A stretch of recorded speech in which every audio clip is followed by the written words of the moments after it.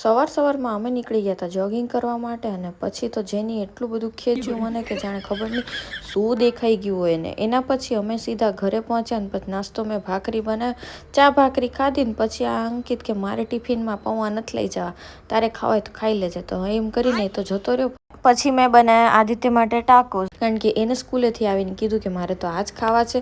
તો ફટાફટથી મેં અહીંયા રેડી કરીને બનાવી નાખ્યા અને એ જોઈને તો એટલો બધો ખુશ થઈ ગયો આદિત્ય. અને પછી એ તો લઈને સીધો ટેબલે જઈને બેસી ગયો અને કીધું કે પપ્પાને તો તે પૌવા બનાવી દીધા, પણ મને તો બનાવી દીધા ને આ મસ્ત ટાકોસ, તો એના માટે થેન્ક યુ.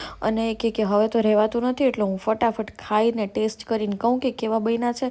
અને એના પછી મારા માટે એકે ટાકોસ એને રહેવા જ ન દીધા. ત્યાં મેં સલાડ બનાવ્યું પછી અંકિત આવીને કે તમે એકલા આ બધું ખાઈ લીધું ને, તો હવે નેક્સ્ટ ટાઈમ પણ હું તમારી જોડે એમ જ કરીશ. એમ કરીને તો વયો ગયો.